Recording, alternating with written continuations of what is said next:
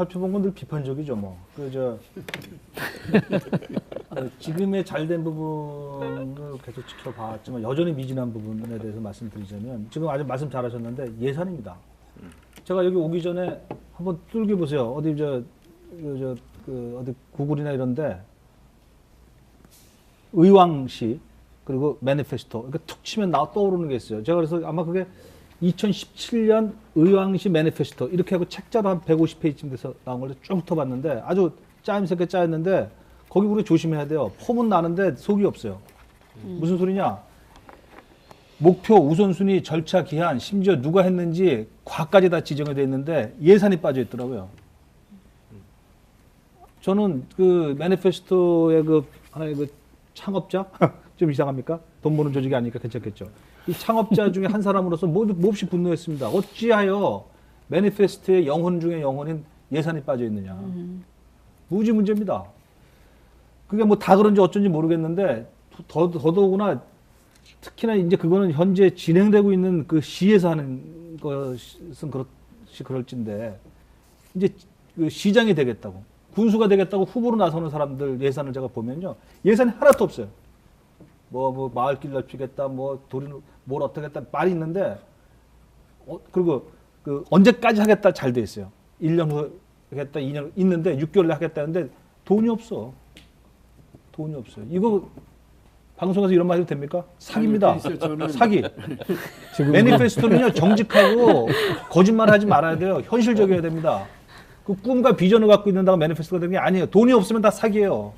빌공자의 공약이 될 수도 있겠네요. 저는 그런 면에서 지금 그 전 국장이 말씀하신 게 상당히 좀 여러 가지 공감이 가는데 사실 그 이 매니페스토 운동이 확산되고 또 정책 선거가 정착되려면 언론의 역할이 아주 저는 절대적으로 중요하다 그렇게 봅니다. 사실 요새 우리나라 언론은 지방선거는 있지만은 사실 뭐 지금 남북 정상회담이라든가 또는 북미 정상회담이라든가 물론 뭐 신문이나 또는 방송이 여러 가지 지면이나 또는 뭐 시간의 한계는 있겠지만 지방선거와 관련된 정책의 문제는 거의 잘 다루지 않고 있거든요. 그런데 아까도 말씀드렸지만 2006년 그 매니페스토가 그 당시에 처음 도움되었을 때는 뭐 특히 중앙일보를 비롯해서 여러 가지 그 신문들 같은 경우가 정말 아주 대단히 그냥 그 지면도 많이 화려하고 무슨 풍조가 그랬어요. 예, 그랬는데 지금은 그렇지가 않거든요. 없어. 또 방송사도 예, 그렇지요.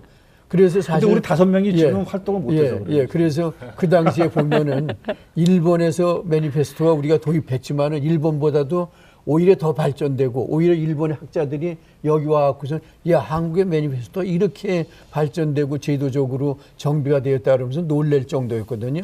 그런데 오늘날의 경우는 매니페스토가 제도적으로는 뭐 이제 공직선거법이라든가 그런 거에 돼 있지만은 실제 실행에 있어서는 상당히 좀 뭐라 그러니까 여러 가지 미비점이 있는데 그런 면에서는 저는 언론에서 그런 그 잘못된 거, 뭐 특히 예산 같은 거, 실현 가능성이 없는 것을 좀 뻥튀기 했다든가 그런 것 같은 경우는 언론에서 좀 철저하게 지적을 해줄 필요가 있다 그렇게 보고 있습니다. 네, 이번 지방선거에서 유권자들이 공약을 꼼꼼하게 살펴서 비교 평가해서 선거에 참여하는 것 중요하다는 생각이 드는데요. 네, 상임위원님. 우리 전영기 논설님께서 정책 공약에 돈이 없으면 사기라고 하는데 진짜 사기입니다. 이 주제 질문하고 이게 맞아 떨어진 것인데요. 선거 때면 정당 후보자 이 정책 공약이 정말 번물처럼 쏟아집니다. 그 중에 상당 부분은 또 헛공약 그 실현 가능성이 없는 헛공약 가능성이 높고 그럼에도 불구하고 그 중에서도 옥석을 가려야 되는데 참공약과 또는 헛공약을 가려주는 부분들이 매우 중요하겠죠. 그래서 유권자가 어떤 일정한 틀을 가지고 평가 지표를 가지고 정책 공약을 이렇게 평가하는 것이 매우 중요하다. 유권자분들도 이미 준비는 돼 있을 겁니다. 마트나 백화점 가면 비교하잖아요. 그렇죠. 살펴서 하거든요.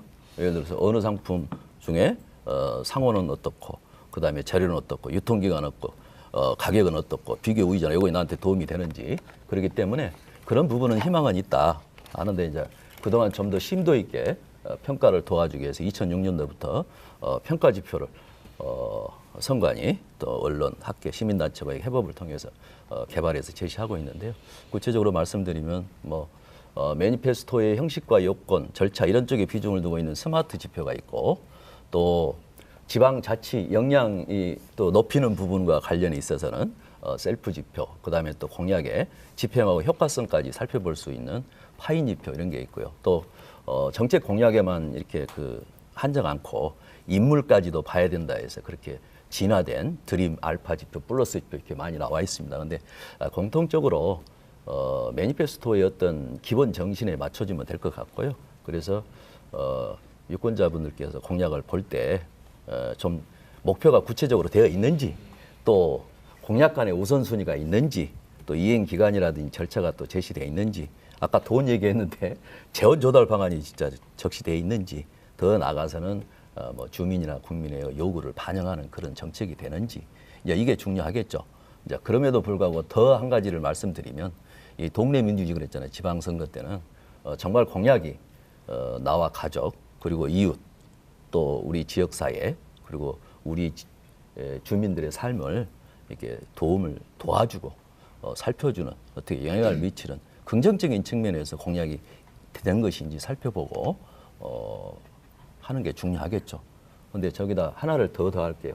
유권자분들이 그렇게 세세하게 평가하기는 어렵다. 그래서 언론, 학계, 시민단체에서 좀 더 정책 공약을 잘 비교 분석해서 평가까지 해서 내놓으면 유권자분들이 아침에 식단에 딱 이렇게 좋은 음식이 차려지듯이 얼마나 잘 드시고 소화가 되겠습니까? 그래서 결국은 우리 전 의원님, 유 총장이 우리 여기 나오신 패널분께서 정말 각고의 노력을 해주시기를 저는 부탁드립니다. 이상입니다. 네, 결국 민주주의 성숙과 매니페스토의 실현, 밀접한 연관관계가 있다, 이렇게 말씀을 드릴 수가 있겠습니다. 교수님. 잠깐만 네. 상 의원님 혹시 저기 공약 평가 결과를 제출하는 부분들이 예전에는 좀 많이 제한돼 있지 않았었나요? 요즘은 다 이제 허용이 되고 그런가요? 그게 지금 백발조 사망인데 언론, 시민단체, 학계 등에서 정당 후보자 정책 공약을 발표할 때 등급을 매기거나 또는 점수를 부여해가지고 서열화하는 것은 막고 있어요. 처음에 이렇게 했는데 이걸 오히려 정책 선거를 촉진하려고 만들었던 조항이 오히려 방해를 한다는 얘기죠. 그래서 국회에다 정치관계법을 개정 의견을 제출했고 지난해 또 김대년 사무총장께서 국회 가서 정개특위 가서 또 공식적으로 답변을 했어요. 허용해야 된다 이것을. 이것이 풀어져야 저는 정말로 매니페스토 비교 분석 평가가 제대로 되고 그것을 유권자들이 살펴볼 수 있지 그게 않겠나. 선거법 108조 3항인가요? 예. 국회의원 사람들이요 기본적으로 평가받기 싫어요. 자기 남의 국가돈 가지고 자기가 스스로 쓰고 싶어는 해도 제가 평가를 받기 싫어한다고. 중앙일보도 옛날에 보면 국회의원들을 전 서열을 다 매겼어요. 아니 아무래도 중앙일보가 더 공익적이지 않겠습니까?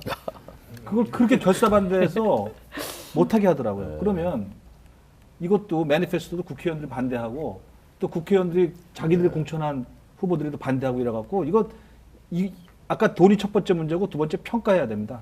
평가를 할 수 있게 해주십시오. 그걸 이제 국회의원에서 청원운동 해야 돼, 청원운동. 예, 아시는 바와 마찬가지로 대학도 1년에 한 번씩 다 평가 내리잖아요. 얼마나 싫어합니까? 그래서 하지 않습니까? 그러나 어떻든 그 평가를 통해서 대학 발전이 이루어지고 있고 교수의 질도 향상되고 또 우수한 학생들도 이제 들어오게 되고 그러기 때문에 저는 평가는 해야 된다 그렇게 보고 있습니다. 매니페스토라는 게 결국은 한국 정치를 발전시키고 또 한국 사회를 발전시키기 위해인데 그렇게 발전하기 위해서는 평가라고 그러는 제도가 있지 않으면은 의미가 없다 그렇게 볼 수가 있겠죠. 그래서 저는 선거법에서 앞으로 좀 더 선관위에서 좀 나름대로 역할을 하셔서 그 평가가 공개적으로 할 수 있고 그러나 이제 거기에는 투명성이라든가 또는 공정성 같은 게 이제 전부 담보돼야 되지 않을까 그렇게 보고 있습니다. 양심적 국회의원들이 중앙선관위를 좀 도와줘야 될 텐데. 근데 이제 평가는 어떤 제3의 기관들이 하는 방법도 있겠습니다만은 궁극적으로 평가는 유권자들이 할 수 있도록 해주는 것이 매우 중요하다라는 생각을 하고요. 그러려면 이제 유권자들이 사실은 정보를 가진 상태에서 투표를 할 수 있도록 해줘야 되는 그런 과제가 남아 있습니다. 근데 전문가들이 평가해서 일방적으로 그 평가 결과만 전달하는 것은 별로 의미가 없다. 그래서 아까 전현희 국장님 말씀하신 대로 바르셀로나 사례에서도 보면은 데모크라시 OS라는 게 있습니다. 이 뭔가 플랫폼이 있습니다. 그래서 유권자가 늘상 주요 정당과 후보자들이 무슨 얘기를 가지고 지금 공약을 하고 있느냐라는 것을 정확하게 판단을 할 수 있도록 해준다라는 것이고, 또 해가 지나가면서 이게 어떻게 진척이 되고 있느냐 이걸 유권자가 늘상 확인할 수 있고 감시할 수 있도록 해줘야 되는 그런 메커니즘 플랫폼이 필요하다라는 생각입니다. 제가 2010년부터 지금 지방선거 후보자들 공약들을 쭉 이렇게 분석을 해보면은 뚜렷하게 여와 야의 공약들이 차이가 납니다. 성장과 분배랄지 다양한 그 공약들의 이 편차가 나타나는 겁니다. 그래서 그것은 시대적 과제를 어떻게 풀어나가느냐에 대한 해법의 차이라고 볼 수 있는 것이죠. 그래서 그런 것을 앞으로 유권자들이 잘 알 수 있도록 하는 그런 장치도 동시에 고려가 돼야 되겠다라는 말씀을 드립니다.